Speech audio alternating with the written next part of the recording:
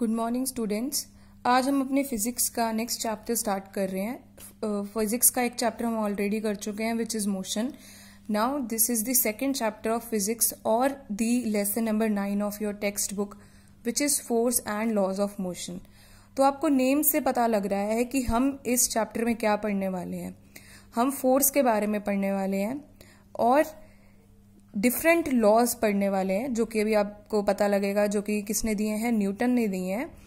Newton के different laws motion से related जो भी हैं वो हम इस चैप्टर में पढ़ेंगे। तो सबसे पहले हमें ये समझने की जरूरत है कि फोर्स क्या होता है। आपने लास्ट चैप्टर में किस चीज के बारे में पढ़ा था? लास्ट चैप्टर में आपने पढ़ा था मोशन के बारे में, ठीक है ना, कि कोई भी ऑब्जेक्ट अगर मूव करता है तो उसको हम क्या कहते हैं, मोशन में कहते हैं। लेकिन कोई भी ऑब्जेक्ट जो है वो मोशन में कैसे आता है? क्या वो अपने आप मोशन में आ जाता है? अगर मान लो यहाँ पे एक बुक है, ये बुक क्या अपने आप एक जगह से उठ के चली जाएगी? क्या अपने आप वो मोशन में आके इधर से इस पॉइंट पे आ जाएगी? ऐसा नहीं होता। आप इस बुक को उठा के यहाँ रखोगे तब जाके इस बुक की जो पोजीशन है वो चेंज होगी।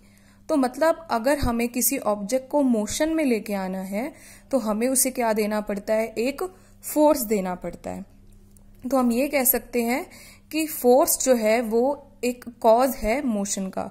फोर्स की वजह से ऑब्जेक्ट में क्या आता है, मोशन आता है।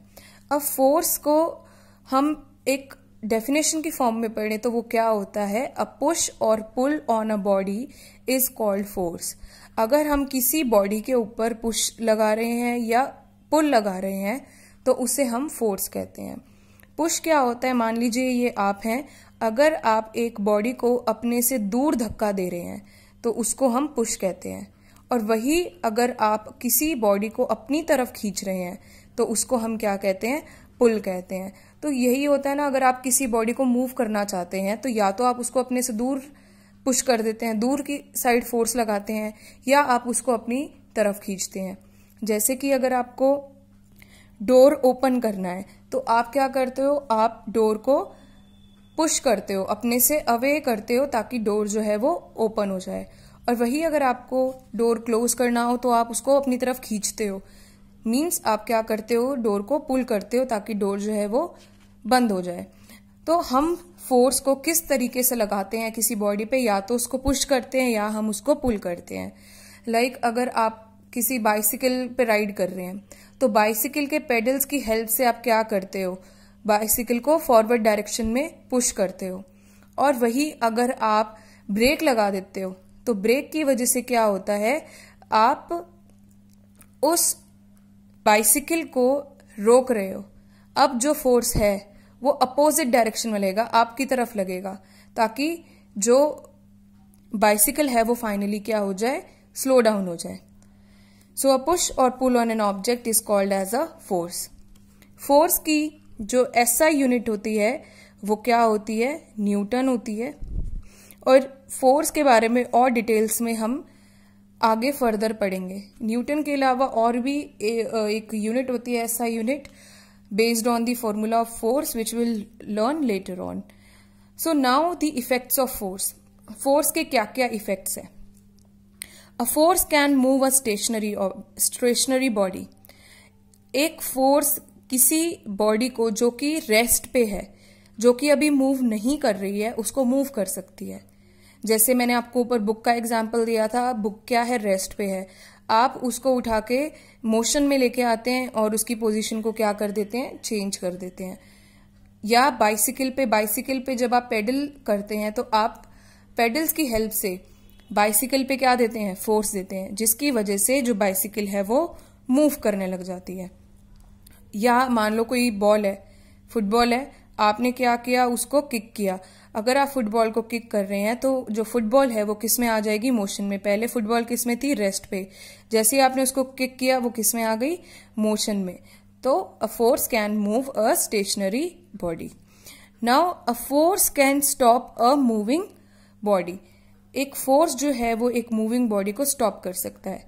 जैसे कि आपने ऊपर वाले फर्स्ट पॉइंट में पढ़ा कि आपने बाइसिकल को पेडल किया तो उससे बाइसिकल की जो कि स्टेशनरी थी वो मूव करने लग गई।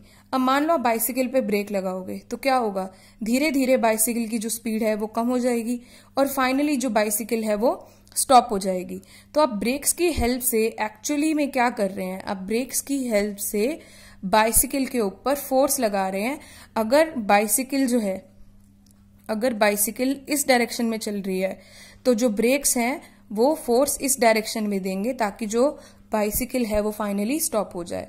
तो force can stop the moving body. या ये अगर फुटबॉल है, इसको किक किया आपने और ये बॉल जो है वो गोलकीपर के पास पहुंच गई, तो गोलकीपर क्या करेगा, गोलकीपर ने इस फुटबॉल को पकड़ लिया, तो अब जो है ये बॉल रेस्ट पे आ गई। तो आप देख सकते हो कि अ force can stop the moving body, क्योंकि यहाँ पे गोलकीपर ने क्या किया, फोर्स लगाया और बॉल को रोक लिया।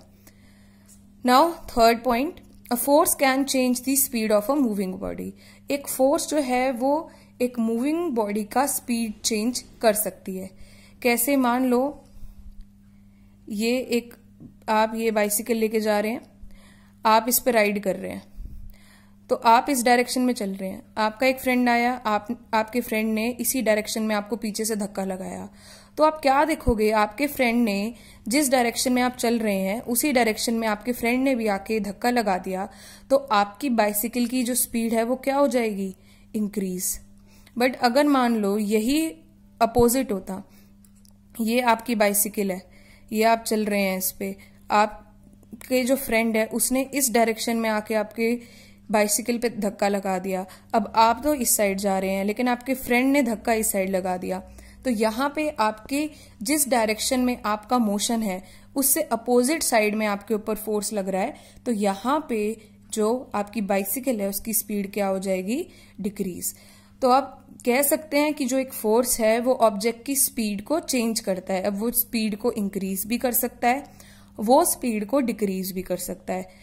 जिस डायरेक्शन में बॉडी चल रही है अगर उसी डायरेक्शन में फोर्स लगे तो स्पीड इंक्रीज हो जाती है। जिस डायरेक्शन में अगर बॉडी चल रही है उससे अपोजिट डायरेक्शन में अगर फोर्स लगे तो स्पीड क्या हो जाती है, डिक्रीज हो जाती है।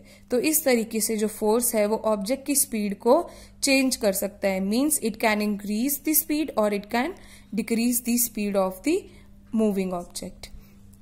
Now force can change the direction of a moving object.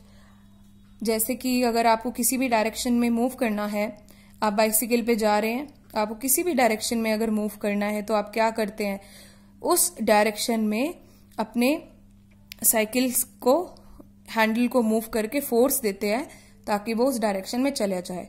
या जब अगर कोई फुटबॉल खेल रहा है उस पर किक करता है तो जरूरी नहीं है कि जो बॉल है वो स्ट्रेट डायरेक्शन में जाए, वो किसी दूसरी डायरेक्शन में भी जा सकती है। तो फोर्स जो है वो ऑब्जेक्ट की डायरेक्शन को भी चेंज कर सकता है। Now force can change the shape and size of a body. जैसे कि अगर आपके पास मान लो ये टूथपेस्ट है, तो अगर आपने इस पेस्ट को निकालने के लिए प्रेस किया इसको, तो जो टूथपेस्ट की बॉटल होती है उसकी शेप चेंज हो जाती है। या नीडिंग ऑफ डफ, अगर एक बाउल में आप आटे को गूंद रहे हैं तो आप देखते हैं कि आटे की जो शेप है वो बार बार चेंज हो जाती है। आपके पास एक स्प्रिंग है, मान लो ये स्प्रिंग पहले ऐसा था, क्लोज था, जैसे ही आपने उसको खींचा दोनों तरफ से उसकी शेप चेंज हो गई। या आपके पास एक रबड़ की बॉल है, अगर आप उसको दोनों साइड से प्रेस करते हैं तो आप क्या देखते हैं कि वो पिचक जाती है। तो आप यहाँ पे कौन सा इफेक्ट देख रहे हैं फोर्स का, कि एक फोर्स जो है वो ऑब्जेक्ट की शेप को और साइज को क्या कर सकता है, चेंज कर सकता है। So this was what is force and what are the effects of force. In the next video, we will learn about the different types of force, and for that you need to understand this basic topic of this chapter. So this is all for the day. Thank you.